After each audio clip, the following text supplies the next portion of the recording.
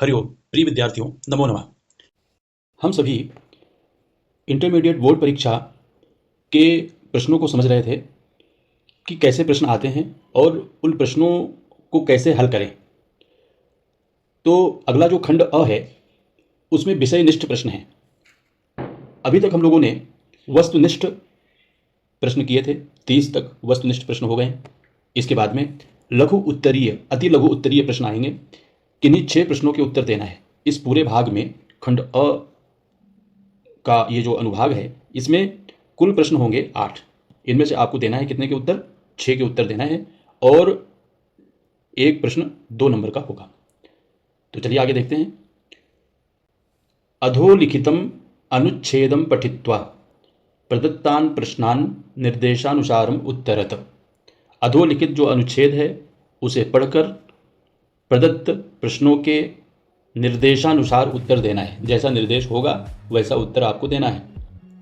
तो चलिए, सबसे पहला काम है अनुच्छेद को बढ़िया से पढ़ना। एक एक अक्षर, एक एक शब्द उसका बढ़िया से उच्चारण करिए और पढ़िए। जैसे मैं पढ़ रहा हूँ। भारतम एकः विशालः प्राचीनः च देशः अस्ति। एतत् उत्तरे कश्मीरप्रदेशात् दक्षिणे कन्याकुमारी पर्यन्तं, पूर्वे असमप्रदेशात् पश्चिमे कच्छप्रदेशपर्यन्तं च विस्तृतम् अस्ति। अस्माकं भारते विभिन्नानां वर्णानां, जातीनां, धर्माणां च जनाः परस्परं मिलित्वा वसन्ति।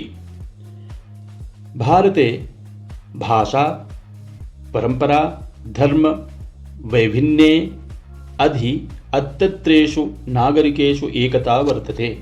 स्वतंत्रता भारतीय नागरिकाणां मौलिकः अधिकारः अस्ति। सर्वे नागरिकाः कमपि धर्मं स्वीकर्तुं स्वतन्त्राः सन्ति। सर्वे धर्माः अस्मभ्यं नम्रता, दया, परोपकाराणाम् उपदेशं यच्छन्ति। अतएव भारते सर्वेषां धर्माणां जनाः भेदभावं विना निवसन्ति। इसके बाद में प्रश्नोत्तर कर लेना है। प्रश्नाः, प्रश्न क्या है देखते हैं। पूर्ण वाक्य में उत्तर देना है। तो पहला प्रश्न है, भारतम कीदृशः देशः अस्ति। भारत कैसा देश है। तो आप ये जो अनुच्छेद है पहली लाइन में पढ़ेंगे तो भारतम एकः विशालः प्राचीनः च देशः अस्ति। तो भारतम कीदृशः देशः अस्ति, तो देशः अस्ति इसमें मिल गया, भारतम मिल गया। तो भारत कैसा देश है, तो एकः विशालः प्राचीनः च देशः अस्ति। ये पूरी लाइन आपको लिख देना है। चूँकि ये पूर्ण वाक्य में लिखना है इसीलिए भारतम एकः विशालः प्राचीनः च देशः अस्ति, ये लाइन आपको पूरी लिख देना है।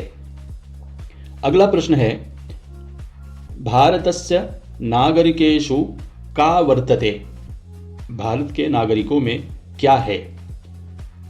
तो भारत के नागरिकों में क्या है, देखो यहाँ पे लिखा है, भारते भाषा, परंपरा, धर्म वैभिन्ये अधि अत्रत्येषु नागरिकेषु एकता वर्तते। तो भारतीय नागरिकों में क्या है, नागरिका वर्तते, नागरिकेषु एकता वर्तते। तो ये आपको लिख देना है कि भारते भाषा, परंपरा, धर्म वैभिन्ये अपि अत्रत्येषु नागरिकेषु एकता वर्तते। ये लाइन आपको पूरी लिख देना है। अगला प्रश्न है, भारते जनाः कथं वसन्ति। भारत में लोग कैसे रहते हैं। तो अगला प्रश्न देख लेते हैं, भारत में लोग कैसे रहते हैं। अस्माकं भारते विभिन्नानां वर्णानां, जातीनां, धर्माणां च जनाः परस्परं मिलित्वा वसन्ति। हमारे भारत में लोग कैसे रहते हैं कि सभी विभिन्न धर्मों के, जातियों के, धर्मों के लोग परस्पर मिल करके रहते हैं। ये लाइन आपको लिख देना है। चूँकि हर एक क्वेश्चन 2 नंबर का है इसलिए इतना तो लिखना बनता ही है। अगला प्रश्न है, ये 3 प्रश्न हो गए, पूर्ण वाक्य में लिखना था। इसके बाद यथा निर्देशम उत्तरत। अब निर्देश क्या है कि सन्ति इति क्रियापदस्य कर्तृपदम किम। सन्ति यह है क्रियापद और कर्तृपद यानी होता है कर्ता, है ना। तो इसका हमें कर्ता पद ढूंढना है। तो सबसे पहले तो आपको ढूंढना पड़ेगा संति कहाँ है। जहां अंतिम में आपको संति मिलेगा उसके सबसे पहला शब्द आपको कर्ता मिल जाएगा। तो यहाँ पे स्वतंत्राः संति, संति यहाँ पे मिल गया। और किसी भी सेंटेंस में संति अंतिम में नहीं है, क्रियावाची शब्द संति नहीं है। तो अब चलना पड़ेगा हमको ऊपर। सर्वनागरिकाः कमपि धर्मं स्वीकर्तुं स्वतंत्राः सन्ति, ऐसा था। तो सर्वे नागरिकाः ये हो गया बहुवचन का कर्ता, और उधर हो गई बहुवचन की क्रिया। तो जो पहला शब्द है वो हो जाता है कर्ता, और जो अंतिम शब्द है वो हो जाती है क्रिया। अधिकतर में ऐसा ही होता है। तो ये प्रश्न आपका बन गया। इसके बाद में प्राचीनः इति विशेषणस्य विशेष्यम किम। एक विशेषण और विशेष्य ये दो चीज़ें होती हैं, जिसमें विशेषण अधिकतर पहले आता है और विशेष्य बाद में आता है। तो जैसे यहाँ पे देखते हैं, प्राचीना हमें कहाँ मिलेगा, ये ढूंढना है अनुच्छेद में। प्राचीना, तो सबसे पहले ही लाइन में लिखा है भारतम एकः प्राचीनः देशः अस्ति।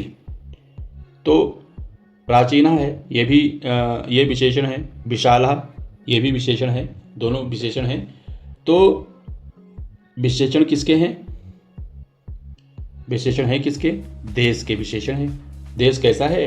विशाल भी है और प्राचीन भी है। तो पहला हो गया विशेषण। मैंने बताया जैसे कि विशेषण पहले आता है और बाद में आता है विशेष्य। हमेशा इसको ध्यान रखिए, पहले वाला जो शब्द है वो विशेषण है और बाद वाला जो शब्द है वो विशेष्य है। हो सकता है कि 2026 की परीक्षा में विशेष्य पूछ दे, इस बार विशेषण पूछा है। तो ऐसा आगे चलते हैं। अन्योन्यम इति अर्थे किम पदम अत्र प्रयुक्तम। अन्योन्यम इस अर्थ में कौन सा शब्द इस अनुच्छेद में प्रयोग किया गया है? अन्योन्यम यानी होता है परस्पर, परस्पर मिलजुल करके रहते हैं। तो ऊपर देख लीजिए परस्पर कहाँ लिखा हुआ है। अगर परस्पर है, देखो यहाँ पे लिखा है अस्माकं भारते विभिन्नानां वर्णानां जातीनां धर्माणां च जनाः परस्परम मिलित्वा निवसन्ति वसन्ति। तो ये शब्द हो गया। अन्योन्यम का शब्द गद्यांश में प्रयुक्त किया गया है क्या? परस्परम। इसको आपको नीचे लिख देना है, परस्परम। अगला प्रश्न है परतंत्राः इति पदस्य किम विलोम पदम अत्र प्रयुक्तम। परतंत्राः, परतंत्र के लिए कौन सा विलोम पद प्रयोग किया गया है? तो परतंत्र के लिए स्वतंत्र शब्द प्रयोग किया गया है। देख लीजिए यहाँ पे स्वतंत्राः, ये स्वतंत्राः सन्ति, यह शब्द प्रयोग किया गया है।